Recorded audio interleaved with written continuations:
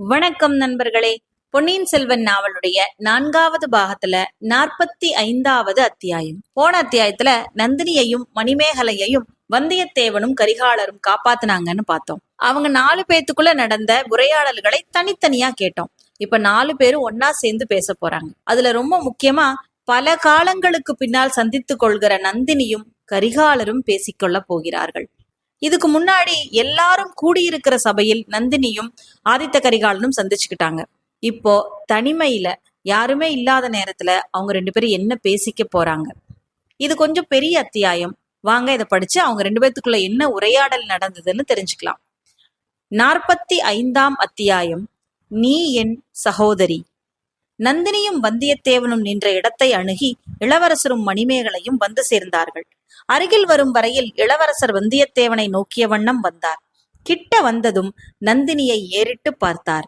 அவளுடைய ஒரு கன்னத்திலும் தோளிலும் சிவந்த கோடுகள் போன்ற காயங்களிலிருந்து இரத்தம் கசிவதைக் கண்டார். ஐயோ, உங்களை அந்த பாழாய் போன புலி காயப்படுத்தி விட்டதா என்ன என்றான். ஆமையா, ஆனால் அந்த புலி என் உடம்பைத்தான் காயப்படுத்தியது, நெஞ்சிலே காயமுண்டாகவில்லை. இந்த வார்த்தைகள் கரிகாலருடைய நெஞ்சில் பாய்ந்தன. அவர் மேலே எதுவும் சொல்லுவதற்குள் மணிமேகலை நந்தினியின் அருகில் பதட்டத்துடன் சென்று, ஆமக்கா, நன்றாய் கீறிவிட்டிருக்கிறதே, நல்ல வேளையாக அஞ்சனம் கொண்டு வந்திருக்கிறேன், வாருங்கள் போட்டு விடுகிறேன், உடனே போட்டால் காயம் சீக்கிரம் குணமாகிவிடும் என்றாள். தங்காய், இந்த மாதிரி காயங்கள் எனக்கு சர்வசாதாரணம். எத்தனையோ காயங்கள் பட்டு ஆறி இருக்கின்றன. நெஞ்சில் படும் காயத்தை ஆற்ற ஏதாவது அஞ்சனம் இருக்கிறதா சொல் என்றாள். ஓ, இருக்கிறதக்கா, அதுவும் இருக்கிறது என்று மணிமேகலை சொல்லிவிட்டு நந்தினியை கையை பிடித்து அழைத்து கொண்டு பளிங்கு மண்டபத்துக்கு சென்றாள். இளவரசரும் வந்தியத்தேவனும் சிறிது பின்னால் சென்று அந்த மண்டபத்துக்கு அருகில் ஒரு விசாலமான மாமரத்தின் அடியில் அமைந்திருந்த சலவைக்கல் மேடையில் அமர்ந்தார்கள். ஐயா, எவ்வளவு சீக்கிரம் இங்கிருந்து போகிறோமோ அவ்வளவு நல்லது. அதிக நேரம் தங்கினால் கந்தமாறனும் அவன் தந்தையும் ஏதாவது தவறாக எண்ணிக்கொள்ளலாம் என்றான் வந்தியத்தேவன். யார் வேணுமானாலும் தவறாக எண்ணிக்கொள்ளட்டும், நம் தலையை வாங்கி விடுவார்களா என்ன? இந்த பெண்கள் நம்மை பற்றி தவறாக எண்ணிக்கொள்ளாமல் இருந்தால் போதும், அவர்கள் வந்ததும் சொல்லிக் கொண்டு புறப்படலாம் என்றார் இளவரசர். சற்று நேரத்துக்கெல்லாம் நந்தினியும் மணிமேகலையும் புதிய ஆடைகள் அணிந்து அலங்கரித்துக் கொண்டு வந்தார்கள். நந்தினியின் கன்னத்திலும் தோளிலும் இரத்தக்காயம் தெரியாதபடி அஞ்சனம் தடவி இருந்தது. உங்களிடம் விடை பெற்று கொண்டு போவதற்காக காத்திருந்தோம் என்றார் கரிகாலர். நன்றாய் இருக்கிறது, உச்சி வேளைக்கு மேல் ஆகிவிட்டது. எங்களுடன் இருந்து உணவருந்து விட்டுத்தான் போக வேண்டும். இந்த நேரத்தில் உங்களை போகவிட்டால் சம்புவரையர் மகன் என்னை மன்னிக்கவே மாட்டான் என்றாள் பழுவூர் ராணி. ஒரு நிபந்தனையின் பேரில் இருக்கிறோம். உங்களுடைய காயத்துக்கு அஞ்சனம் தடவி இருக்கிறாள் மணிமேகலை. நெஞ்சத்தின் காயத்துக்கும் ஏதோ அஞ்சனம் இருக்கிறது என்று சொன்னாள் அல்லவா? அது என்ன அஞ்சனம் என்பதை தெரிவித்தால் இருக்கிறோம் என்றார் கரிகாலர். அவளை கேட்காமல் நாமே அதை ஊகித்து சொல்ல பார்க்கலாமே என்றாள் நந்தினி. ஒருவேளை காலப்போக்கினால் ஏற்படும் மறதியை சொல்லியிருக்கலாம் என்றார் கரிகாலர். அதுவாக இருக்க முடியாது, காலப்போக்கினால் மாறாத நெஞ்சு புண்ணும் உண்டல்லவா என்றாள் நந்தினி. பெண்களின் விஷயத்தில் நெஞ்சு புண்ணுக்கு ஒரு நல்ல அஞ்சனம் இருக்கிறது, அதுதான் கண்ணீர் என்றான் வந்தியத்தேவன். பெண்களை கேவலப்படுத்த சந்தர்ப்பம் எப்போது கிடைக்கும் என்று வல்லத்து இளவரசர் காத்திருக்கிறார். ஆனால் அவர் சொல்வது சரியல்ல. சில விதமான நெஞ்சு காயங்கள் ஏற்பட்டு விட்டால் கண்ணீர் விடும் சக்தியே போய்விடுகிறது. பிறகு அது அஞ்சனமாக எவ்விதம் பயன்படக்கூடும் என்றாள் நந்தினி. நாங்கள் இருவரும் சொன்னது சரியில்லை என்றால் நீங்கள் உங்கள் ஊகத்தை சொல்லுங்களேன் என்றான் வந்தியத்தேவன். அதற்கென்ன, சொல்கிறேன். தங்காய், நீ குறிப்பிடும் அஞ்சனம் செவியின் மூலமாக நெஞ்சுக்கு போவதல்லவா? யாழிலும் குழலிலும் இனிய குரலிலும் எழும் இன்னிசையைத்தானே நெஞ்சின் காயத்துக்கு அஞ்சனம் என்று சொல்லுகிறாய் என்றாள் நந்தினி. ஆமக்கா, உங்களுக்கு எப்படி தெரிந்தது என்று மணிமேகலை கேட்டாள். நான் தான் மந்திரக்காரி என்று சொல்லியிருக்கிறேனே, பிறர் மனதில் உள்ளதை அறியும் சக்தி எனக்கு உண்டு. ஐயா, நீங்கள் இருவரும் இன்னிசையின் அந்த அபூர்வ சக்தியை ஒப்புக்கொள்கிறீர்களா என்று நந்தினி கேட்டாள். ஆம், அதை ஊகிக்க முடியாமல் போனது எங்கள் தவறு என்பதையும் ஒப்புக்கொள்கிறேன். மணிமேகலை இசைக்கலையில் தேர்ந்தவள் என்றும் நன்றாக யாழ் வாசிப்பாள் என்றும் கந்தமாறன் கூறியது நினைவுக்கு வருகிறது என்றார் கரிகாலர். தமையன் என்றால் இப்படி அல்லவா இருக்க வேண்டும்? தங்கையின் புகழை யாரிடமாவது சொல்லாத நாளெல்லாம் கடம்பூர் இளவரசருக்கு பிறவாத நாள் போல் இருக்கிறது. மணிமேகலையின் இசைத்திறனை பற்றி அவர் கூறியது உண்மைதான். மணிமேகலை யாழ் கூட எடுத்து வந்திருக்கிறாள்.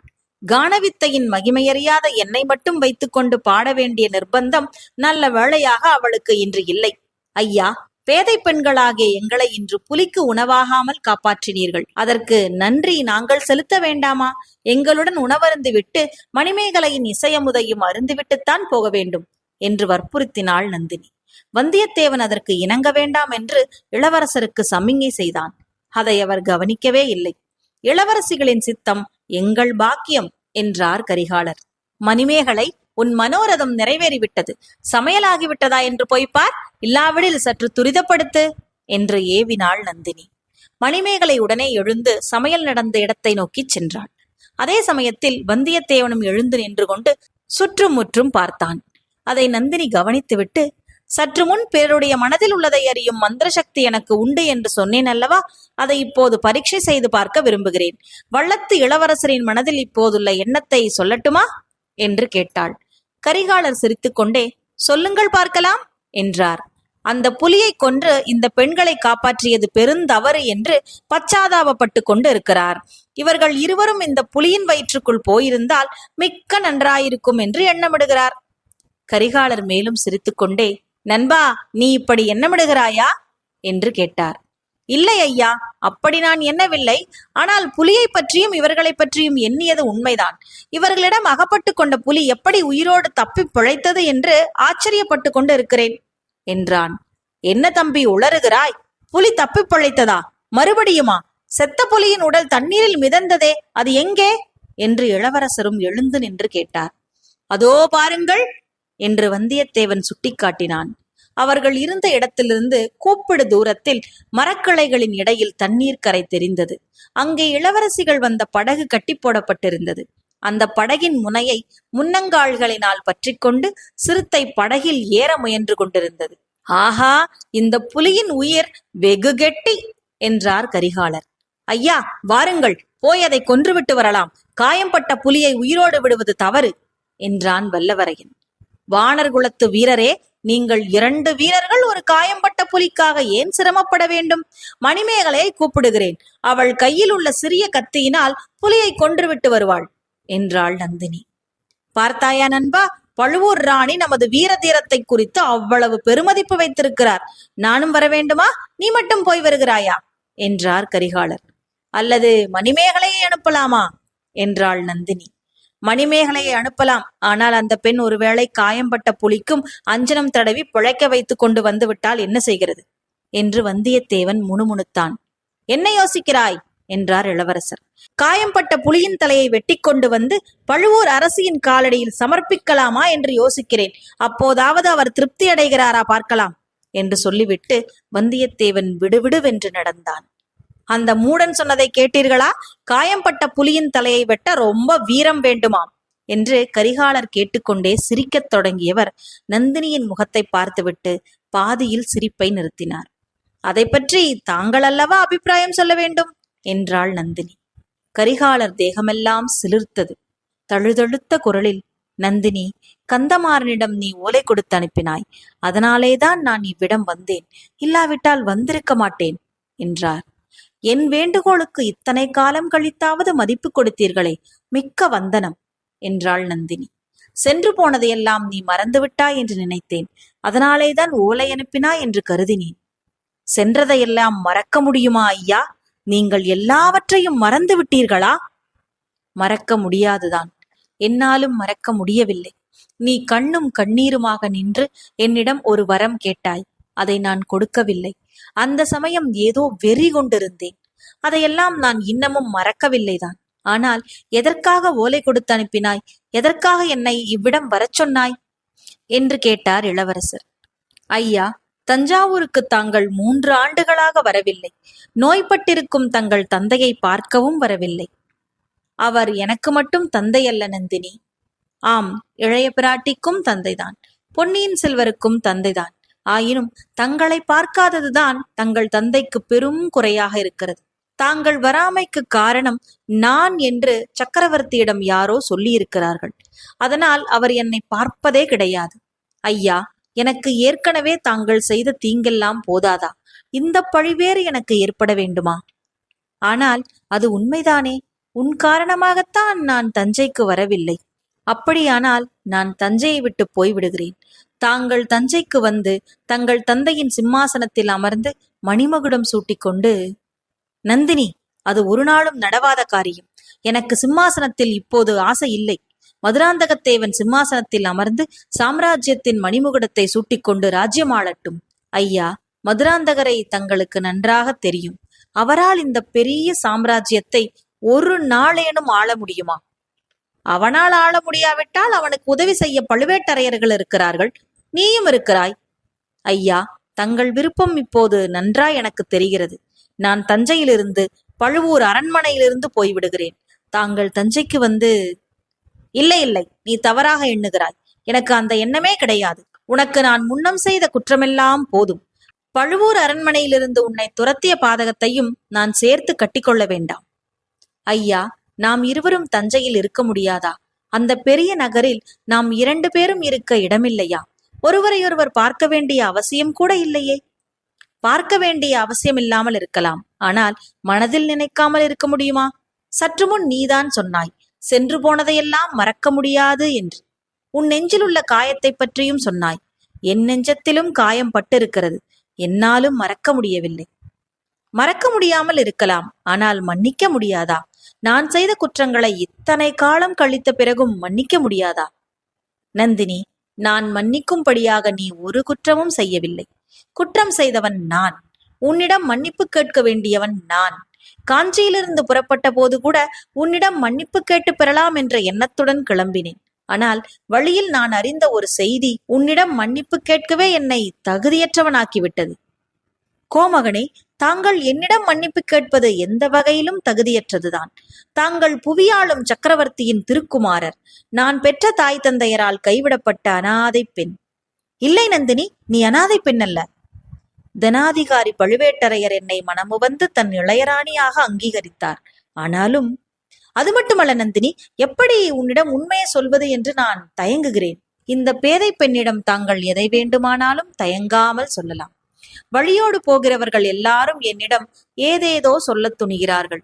என்னை வம்புக்கு இழுத்து அவமதிக்கிறார்கள். நந்தினி, இனி அவ்விதம் யாரேனும் நடந்து கொண்டால் என்னால் ஒரு கணமும் பொறுக்க முடியாது. நீ சொல்ல வேண்டியதுதான். அவனை உடனே யமனுலகத்துக்கு அனுப்பிவிட்டு மறுகாரியம் பார்ப்பேன். எப்போதும் என்னிடம் தாங்கள் அத்தகைய கருணை காட்டி வந்திருக்கிறீர்கள். பழையாறை இளைய பிராட்டியோடு கூட எனக்காக சிறு பிராயத்தில் சண்டை பிடித்திருக்கிறீர்கள். அவர் தங்கள் சகோதரி. நந்தினி, நீயும் என் சகோதரிதான். இளைய பிராட்டியைப் போல நீயும் என் சகோதரி. நான் உன் சகோதரன். கோமகனே, நான் இன்னொருவரை மணந்ததிலிருந்து என்னை தங்கள் சகோதரியாக பாவிக்கிறீர்கள். அது தங்கள் குலத்தின் பெருமைக்கு உகந்ததுதான். ஆனால் சக்கரவர்த்தியின் திருக்குமாரரை, மூவுலகும் ஆழப் பிறந்தவரை நான் எவ்வாறு என் சகோதரனாக கருத முடியும்? நான் சொல்வதை நீ சரியாக புரிந்து கொள்ளவில்லை நந்தினி. உண்மையாகவே நீ என் சகோதரி, மூவுலகும் ஆளும் சக்கரவர்த்தியின் திருக்குமாரி. இதை கேட்ட நந்தினி கலகலவென்று சிரித்தாள். தங்களுடைய சித்தம் குழம்பி இருக்கிறதா? எனக்குத்தான் பைத்தியம் பிடித்திருக்கிறதா? தெரியவில்லையே என்று கூறினாள். சித்தப்பிரமையும் இல்லை, பைத்தியமும் இல்லை. அப்படியானால் இந்த பேதையை பரிகாசம் செய்கிறீர்களா? என்னை பார்த்து சொல் நந்தினி, உண்மையாகவே உன்னை பரிகசிக்கிறவனாக தோன்றுகிறதா? ஐயா, தாங்கள் என் முகத்தை பார்த்து சொல்லுங்கள். என்னை பார்த்தால் சக்கரவர்த்தியின் திருக்குமாரி என்று தோன்றுகிறதா? ராஜகுலத்தின் லட்சணம் என் முகத்தில் விளங்குகிறதா? நந்தினி, நீ 5 வயது பெண்ணாக இருந்தது முதல் உன் முகத்தை பார்த்திருக்கிறேன். உன் முகத்தில் ஜொலித்த இணையில்லாத சௌந்தரியத்தைக் கண்டு வியந்திருக்கிறேன். அதற்கு காரணம் மட்டும் இப்போதுதான் தெரிகிறது. காஞ்சியிலிருந்து புறப்பட்ட பிறகு நடுவழியிலேதான் தெரிந்தது. சோழ குலத்தில் வாழ்க்கைப்பட்டவர்களிலே வைதும்பராயன் மகள் கலியாணிக்கு இணையான அழகுடையவர் யாரும் இல்லை என்பது உலக பிரசித்தம். அவர் என் பாட்டி. இன்னமும் பழையாறையில் உயிரோடு இருந்து வருகிறார். 70 வயது ஆன பிறகும் அவர் முகத்தில் விளங்கும் தெய்வீகமான அழகு கண்களை கூசச் செய்யும். அவருடைய அழகெல்லாம் இப்போது உன்னிடம்தான் தஞ்சம் புகுந்திருக்கிறது. அது என்னிடம் இல்லை, இளைய பிராட்டியிடமும் இல்லை, அருள்மொழியிடமும் இல்லை. என் தந்தையின் மூலமாக உன்னிடத்திலேதான் இருக்கிறது. ஐயா, இது என்ன சொல்கிறீர்கள்? உண்மையிலேயே எனக்கு சித்த கோளாறுதான் போலிருக்கிறது. அல்லது என் காதுகளிலும் ஏதேனும் கோளாறு இருக்க வேண்டும். இல்லை நந்தினி, இல்லை. சித்த கோளாறும் இல்லை, உன் காதிலே கோளாறும் இல்லை. நீ என் தந்தையின் மகள், ஆகையால் என் சகோதரி. சக்கரவர்த்தி என் அன்னையை மணப்பதற்கு முன்னால் ஈழ நாட்டைச் சேர்ந்த ஒரு தீவிலே ஒரு மாதரசியை காதலித்து காந்தர்வ மணம் புரிந்து கொண்டார். அவளுடைய புதல்வி நீ, ஆகையால் என் சகோதரி என்று கரிகாலர் ஆதூரம் ததும்பிய குரலில் சொன்னார். நந்தினி பெரும் திகைப்பு அடைந்தவள் போல சிறிது நேரம் ஆதித்த கரிகாலரை பார்த்து கொண்டிருந்தாள். பிறகு அவளுடைய முகத்தில் தெளிவு தோன்றியது. ஐயா, இந்த செய்தியைத்தானா தாங்கள் காஞ்சியிலிருந்து புறப்பட்ட பிறகு அறிந்தீர்கள் என்று கேட்டாள். ஆம் நந்தினி, அதை அறிந்ததும் ஏற்கனவே விளங்காமல் இருந்த பல விஷயங்கள் எனக்கு விளங்கின. கோமகனே, தங்களுக்கு இந்த செய்தியை வழியிலே சொன்னவர் யார்? வள்ளத்து இளவரசரா? அவன்தான். ஆனால் அவனாகச் சொல்லவில்லை. இளைய பிராட்டி குந்தவை அவனிடம் சொல்லி அனுப்பினாள். ஆஹா, தங்களையும் என்னையும் பிரித்து வைப்பதற்கு ஆதி நாளிலிருந்தே எத்தனையோ சூழ்ச்சி செய்து வந்திருக்கிறார்கள். இன்னமும் அவர்களுடைய சூழ்ச்சிகள் முடிந்த பாடில்லை. நீ நினைப்பது தவறு நந்தினி. இதில் சூழ்ச்சி ஒன்றுமே இல்லை. சிறு பிராயத்தில் உன்னையும் என்னையும் பிரித்து வைப்பதற்கு பெரிய பிராட்டி செம்பியன் மாதேவி செய்த முயற்சிகள் எனக்கு புரியாமல் இருந்தன. அதற்காக அளவில்லாத கோபமடைந்தேன். அவர் எவ்வளவு பயங்கரமான விபத்திலிருந்து நம்மை தடுத்து காப்பாற்றினார் என்று இப்போதுதான் தெரிகிறது. ஆனால் உண்மையை அவர்கள் அப்போதே சொல்லி இருக்கலாம். சொல்லாத காரணத்தினால் உனக்கு பெரும் அநீதி செய்தார்கள். எனக்கும் தீங்கு செய்து விட்டார்கள். போனது போகட்டும். சென்றதையெல்லாம் நாம் இருவரும் மறந்து விடுவோம். மறக்க முடியாவிட்டாலும் மன்னித்து விடுவோம். ஐயா, வள்ளத்து இளவரசர் வழியில் தங்களை சந்தித்து இந்த கதையை மட்டும்தான் சொன்னாரா? இன்னும் ஏதாவது சொன்னாரா என்று நந்தினி கேட்டார். கதை என்று ஏன் கூறுகிறாய் நந்தினி? உனக்கு நம்பிக்கை இல்லையா என்றார் ஆதித்த கரிகாலர். தாங்கள் கூறிய செய்தி அவ்வளவு எளிதாக நம்பக்கூடியதா? சக்கரவர்த்தியின் குமாரியாக பிறந்து நான் இந்த கதியை அடைந்திருக்க முடியுமா? இவ்வளவு கொடுமையான துன்பங்களுக்கு உள்ளாகி இருக்க முடியுமா? வந்தியத்தேவன் கூறியது உண்மையாகவே இருக்கட்டும். இது மட்டும்தான் அவர் சொன்னாரா? வேறொன்றும் சொல்லவில்லையா என்றாள் நந்தினி.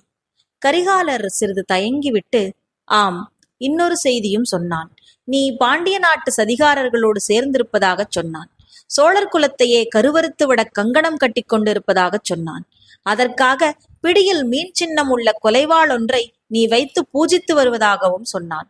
கொள்ளிடக்கரை காட்டில் பள்ளிப்படையின் அருகில் யாரோ ஒரு சிறுவனை வைத்து மணிமகுடம் சூட்டியதாகவும் கூறினான். நந்தினி, அதையெல்லாம் இனி மறந்துவிடு. சோழர் குலத்தின் பெருமைக்கெல்லாம் என்னை போல் உரிமையுள்ளவள் நீ. சுந்தர சோழ சக்கரவர்த்தியின் புதல்வி, எங்கள் அருமை சகோதரி. உனக்கு இதுவரை செய்த அநீதிகளுக்கெல்லாம் பரிகாரம் செய்வதே எனது முதல் கடமையாக இனி வைத்துக் கொள்வேன். ஐயா, இவ்வளவையும் தாங்கள் நம்புகிறீர்கள் அல்லவா? அப்படி இருக்கும்போது கடம்பூருக்கு வந்து இத்தனை நாள் வரையில் காத்திருந்ததேன்? முன்னாடியே என்னை சந்தித்து பேச ஒரு முயற்சியும் செய்யாதது ஏன்? என் மனதில் ஏற்பட்ட குழப்பம்தான் காரணம். நம்முடைய புதிய உறவை என் மனதில் நிலைப்படுத்திக் கொள்ள அவகாசமும் வேண்டியிருந்தது. எல்லாவற்றையும் விளக்கமாகச் சொல்ல தக்க சந்தர்ப்பத்தை எதிர்பார்த்து கொண்டிருந்தேன். பலர் முன்னிலையில் சொல்லக்கூடிய செய்தியாயுது. அதிர்ஷ்டவசமாக ஒரு காட்டுப்பன்றியும் ஒரு சிறுத்தை புலியும் இன்றைக்கு அத்தகைய சந்தர்ப்பத்தை எனக்கு ஏற்படுத்தி கொடுத்தன. நந்தினி குறுக்கிட்டு, ஐயா, காட்டு மிருகங்கள் பொல்லாதவைதான். ஆனால் மனிதர்களைப் போல் அவ்வளவு கொடுமை செய்யக்கூடியவை அல்ல. இது இன்றைக்குத்தான் எனக்கு நன்கு தெரிந்தது என்றாள். சகோதரி, சென்று போனதையெல்லாம் மறக்க முடியுமா என்று சற்று முன்னால் நீ சொன்னாய். அதை நானும் ஒப்புக்கொண்டேன். மறக்க முடியாவிட்டாலும் மன்னிக்க வேண்டும் என்று நான் கேட்டுக்கொண்டேன். அதற்கு நீ மறுமொழி சொல்லவில்லை. கோமகனே, தாங்கள் இதற்கு முன்னால் எனக்கு செய்த துரோகங்கள், குற்றங்கள் எல்லாவற்றையும் மன்னித்து விடுவேன். ஒருவேளை மறந்தும் விடுவேன். ஆனால் இன்றைக்கு செய்த துரோகத்தை என்றைக்கும் மறக்க முடியாது, மன்னிக்கவும் முடியாது.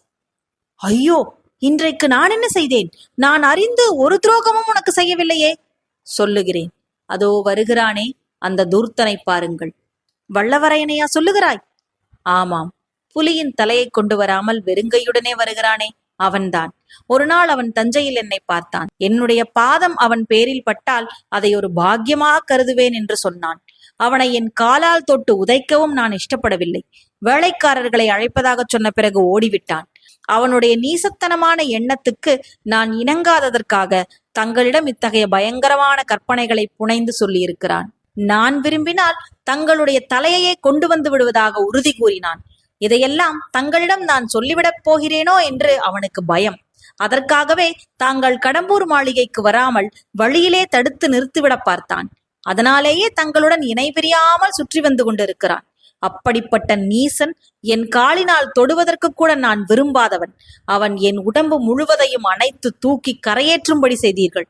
அதை பார்த்து கொண்டும் இருந்தீர்கள். இதை நான் மறக்க முடியுமா அல்லது மன்னிக்கத்தான் முடியுமா? இவ்விதம் நந்தினி கண்களில் கோபக் கடல் பொங்க கூறி வந்த பயங்கரமான மொழிகளை கேட்டு கரிகாலருடைய தலை உண்மையிலேயே சுழலத் தொடங்கிவிட்டது.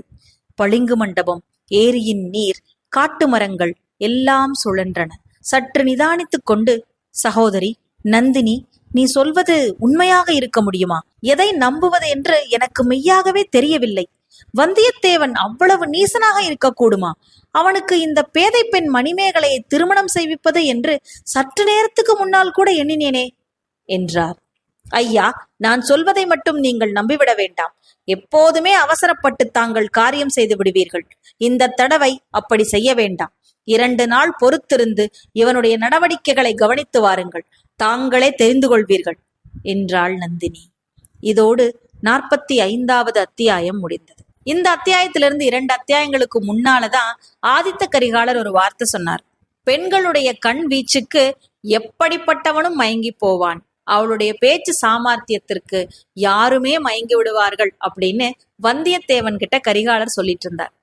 அந்த விஷயத்த இந்த அத்தியாயத்துல நந்தினி உண்மையாக்கிட்டான். கரிகாலர் மனதுல வந்தியத்தேவன் மேல ஒரு விஷத்தை அவள் தூவி விட்டாள்.